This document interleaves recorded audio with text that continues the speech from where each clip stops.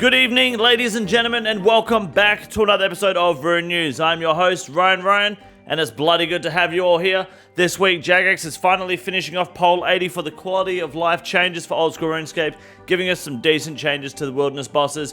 That and more is to come in this episode, and I just want to announce quickly that my Discord or clan is doing a bingo, and if you want to sign up, just jump in the Discord at discord.gg/BigDickEnergy. Check out the bingo tab. It's in teams of twos, and it's a dice roll bingo. I'll put the board on the screen now if I can be bothered to edit it in. That's what it looks like empty. Let me know in the comment section down below, if you don't mind, what your most valuable drop so far this year has been in old school RuneScape. I'm curious if anyone's had any decent luck so far as we're in the first week of February. My name is Ryan. Like and subscribe while you're here, folks. My name is Ryan, and you're watching Rune News.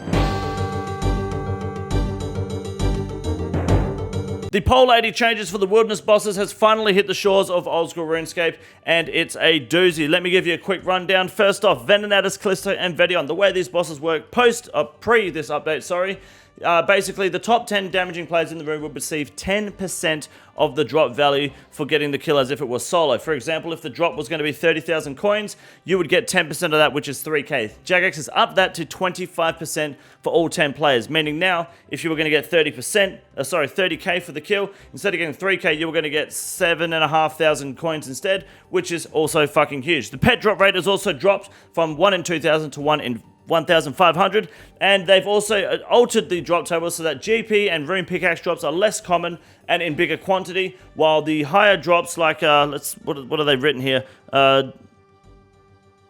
Brain cancer. Moving on, they've also added some additional items to the three bosses drop tables. For example, Venenatus has, all three of them have the wilderness crab teleports.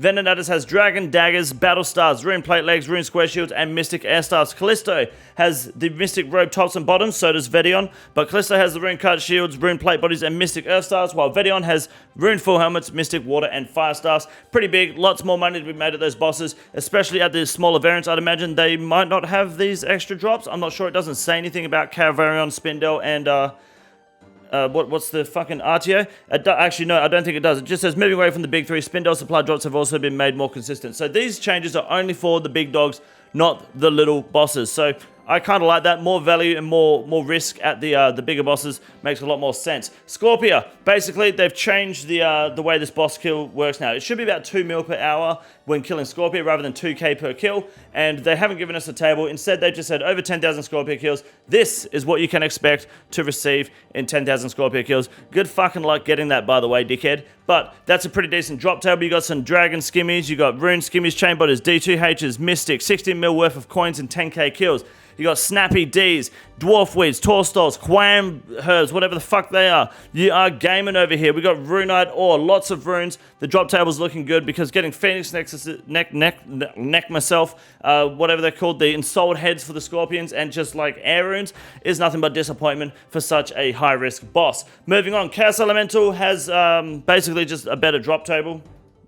That's about it. And the Rogue's Chest is actually this has had a significant improvement. Now, you're going to get a lot more loot from the Rogue's Chest, but the big thing to take away from this is that instead of getting 100 XP per chest that you pick lock, this is where the Rogue's Castle at the top of the wilderness, you're getting 701.7 XP per chest. So that's 7 times more XP per chest, getting you about 200,000 thieving XP per hour in the deep wilderness, and a shit ton of money. Provided you don't get PK'd, that's a pretty fucking good method.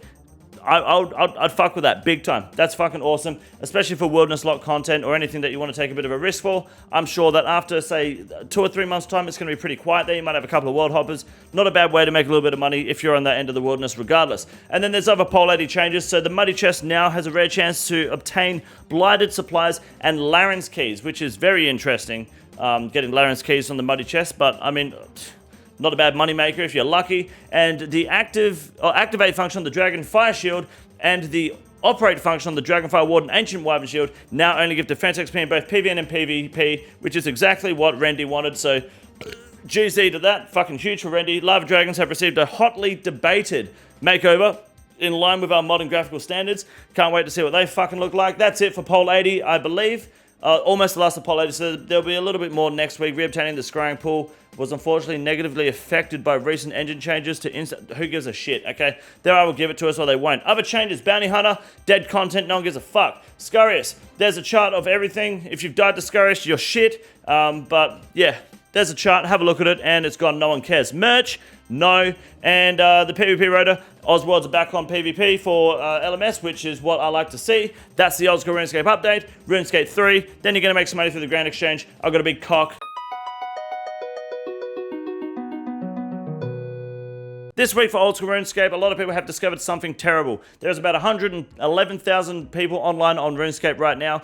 90,000+ of them are on Old School RuneScape, which means about 20,000 people are actively playing RuneScape 3 proudly. And the reason that those numbers are so far apart, RuneScape 3 is so much more than Old School RuneScape, is because RuneScape 3 is fucking dog shit. Welcome back to the Grand Exchange segment for Rune News, and look at this, more stupid shit going on in the game. Basically, Jagex releases an update where they suggest an item change, they poll it, they resuggest it, people panic buy, people panic sell, people panic buy, you're all dickheads. Don't invest in the Odium Ward, because let's be honest, even if this change comes through, you're not going to use it. Okay, you're just trying to make a quick buck, but people are actually making bigger money off you, because your dumbass is trying to buy 3 at a time while they're buying hundreds. Don't invest in Odium Ward because you're not going to use this change. It's a defender, range, and mage strength meta that you've formed in this game. Stop trying to live in denial. You don't care about fucking recall. You never have. Next up, my favorite investment for the week was the Awakener's Orbs, because everyone thought they were going to go up in price because of the release of the combat task. I did too, but I'm not dumb enough to invest in stupid shit like that. They have gone down in value quite a lot this week, thankfully. And yeah, get fucked for anyone who spent their bank on Awakener's Orbs. You deserve to lose out. Now we have the Twisted Bow as the most valuable trade of the week at 1.7 bill. A lot of Cox bot farms are coming out at the moment, so we're expecting this price to drop just a little bit over the next few weeks, because obviously when people bot heavily, all the prices go in the bin, not because there's more coming into the game, but because people panic frantically across the game. So watch out with your Twisted Bow prices. Make sure you don't lose value before the Coliseum comes out, when it dips back down to 1.4, 1.5 bill roughly. And then of course the Mole Slippers. Now of course there's a little hump in the road at the moment. This is primarily because people are dickheads and they're like, oh, quick, small profit on Mole Slippers. I'm going to buy 3 of them for 700k and sell them for 900k and make the price dip. This is just pussies not holding on properly. These will hit 30 mil by the end of the year, or unsubscribe. Mark my fucking words. Buy your Mole Slippers today. Anytime the price goes down is a good time to buy. I'm actually going to invest in some now, because this means that you can make more money when they go up. Tell your friends about it. Buy your Mole Slippers today. Become a rich cunt tomorrow. My name is Wade Green. I thought I had a burp. That sucks.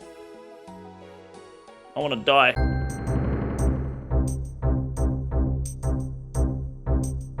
Our first Ironman member of the week goes to a repeat offender, Mr. Gaz, Mr. Gim Shanghai. He got himself the Jad Pet at 16 KC. Kill yourself. Next up, a huge round of applause to El Pibby Tobby for 99 Slayer. One of the dumbest names I've ever read in my life. And finally, I'm not exactly sure who, Sprinkles. They're named Sprinkles. They were hunting the shield left half from trolls for some reason. Why not do Gorax? Who knows? But GZ on the shield left half. I don't think anyone gives a shit.